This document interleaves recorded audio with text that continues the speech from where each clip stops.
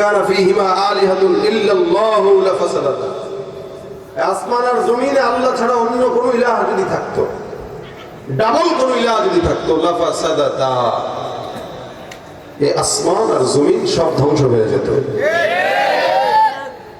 ওই যে একজন বলতো বরণীর মাহফিল আজকে বৃষ্টি দে, আর একজন বলতো না কোনো বৃষ্টি হবে না।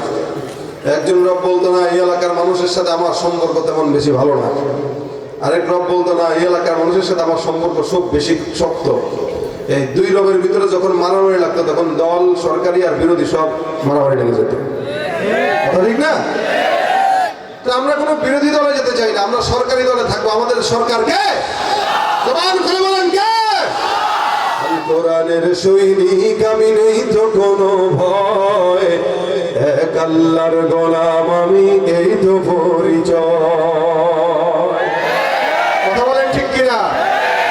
কোরআনের সৈনিক আমি, নেই তো কোনো ভয়, এক আল্লাহর গোলাম আমি, এই তো পরিচয় আমার, এই তো পরিচয়। এই পৃথিবীর সবই নকল, এই পৃথিবীর সবই নকল, আসল কিছুই নয়, এক আল্লাহর গোলাম আমি, এই তো পরিচয় আমার, এই তো পরিচয়। ঠিক কিনা? কোরআন হাদিস শাসনতন্ত্র, রাসূল আমার নেতা, উৎসাহ মোর চির অমর, ইতিহাসে বীর গাথা। কোরআন হাদিস শাসনতন্ত্র, রাসূল আমার নেতা, উৎসাহ মোর চির অমর, ইতিহাসে বীর গাথা।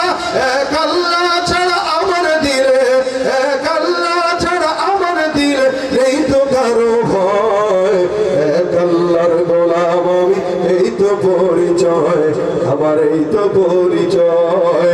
আল কোরআনের সৈনিক আমি, নেই তো কোনো ভয়, এক আল্লাহর গোলাম আমি, এই তো পরিচয় আমার, এই তো পরিচয়। ঠিক কিনা? কয়জন রব? জবান খুলে আরো জোরে। আল্লাহ ছাড়া কাউকে মানা যাবে? নেতাকে মানা যাবে? পীরকে মানা যাবে? মা বাবাকে মানা যাবে? একজনকেই মানা। এই জিহ্বা দিয়েছেন যিনি, গোলামি তারই হবে। কথা ঠিক কিনা? সবকে আল্লাহ পাক কোরআনে দিয়েছেন। আমি যে আয়াতে কারিমা তেলাওয়াত করেছি, আল্লাহ পাক বলেন আল্লাহু লা ইলাহা ইল্লাহু,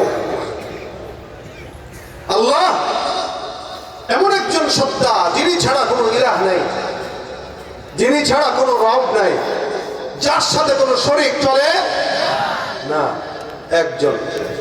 লাউ কানা ফীহিমা আলিহাতুন ইল্লাল্লাহু লাফাসাদাতা। আল্লাহ পাক রব্বুল আলামিন বলেন, এই আসমান আর জমিনের মধ্যে যদি মালিক ছাড়া অন্য কোনো ইলাহ থাকতো, এই আসমান আর জমিন ধ্বংস হয়ে যেত। গোটা আসমান আর জমিনের ভিতরে যত মানুষ আছেন সবাই কিন্তু একজনকেই স্বীকার করে নেয়। এখন কি ইহুদি নাসারা যারা আছে এরাও আল্লাহকে বিশ্বাস করে, তারাও স্বীকার করে আসমান আর জমিনের মালিক হলেন কে? তাদেরকে সৃষ্টি করেছেন আল্লাহ, আসমান আর জমিনও বানাইছেন আল্লাহ।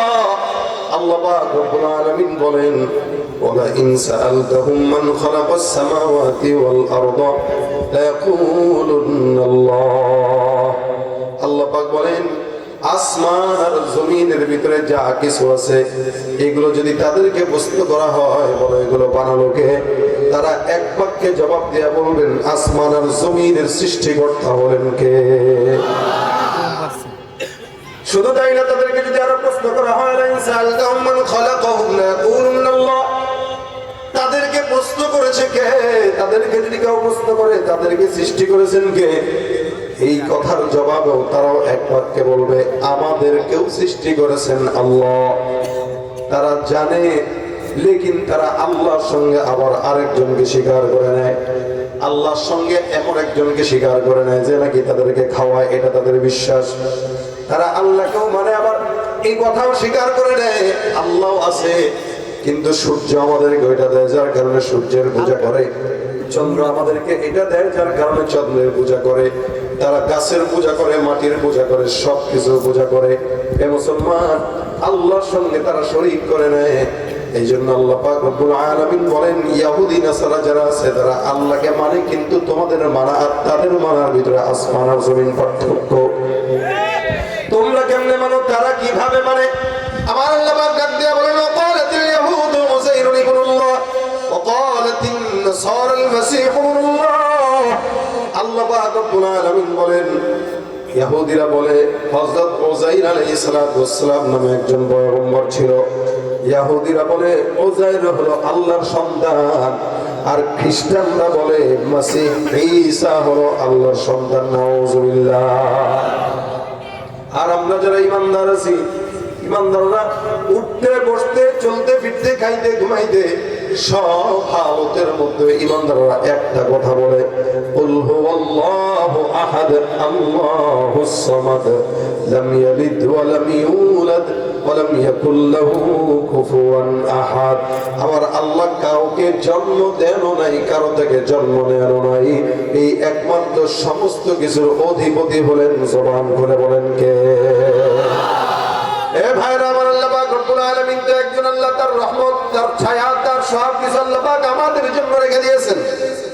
এই কারণে আল্লাহ পাক রব্বুল আলামিন বলেন জমিনের ভিতরে এই স্বীকারোক্তি দিবা। আমি যে আয়াতে কারিমা তেলাওয়াত করেছি, এই আয়াতের প্রথম অংশে আল্লাহ পাক রব্বুল আলামিন তার পরিচয় তুলে ধরেছেন। কোরআনে ফাতিহা থেকে নিয়ে নাস পর্যন্ত যত আয়াত আছে সব আয়াতের মধ্যে সবচাইতে ফজিলতপূর্ণ আয়াতটাই হলো এই আয়াত। সুবহানাল্লাহ। যে আয়াতের নাম হলো আয়াতুল কুরসি। হাদিসের ভাষায় আল্লাহ রাসূল সাল্লাল্লাহু আলাইহি ওয়াসাল্লাম বর্ণনা করেন, উনি একবার উবাই ইবনে কাব রাদিয়াল্লাহু তাআলা আনহুকে প্রশ্ন করলেন, হে উবাই ইবনে কাব, তুমি বলো কোরআনের যত সূরা আছে, যত আয়াত আছে, এই সব আয়াতের মধ্য থেকে সবচাইতে আল্লাহর দরবারে দামি আয়াত কোনটি?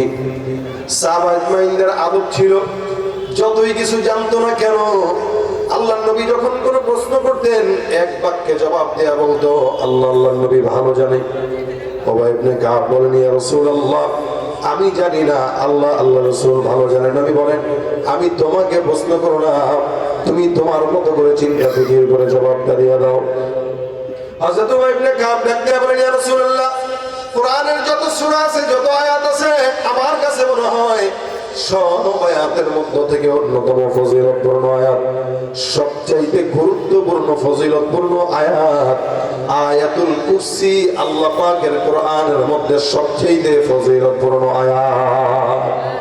নবী আমার সাল্লাল্লাহু আলাইহি ওয়াসাল্লাম উবাই ইবনে কাবের বুকের ভিতরে একটা ধাক্কা দিয়ে বললেন, শাবাশ, হ্যাঁ, তোমার ইলম অনুযায়ী আল্লাহর কোরআনের আয়াতটাই হলো সবচেয়ে ফজিলতপূর্ণ। কোরআনের একটা চূড়া আছে, যে চূড়াটা হলো সবচেয়ে উঁচু। একটা পাহাড়ের মধ্যে পাহাড়ের উঁচু জায়গাটা সবচেয়ে উঁচু থাকে, ওটাকে চূড়া বলা হয়।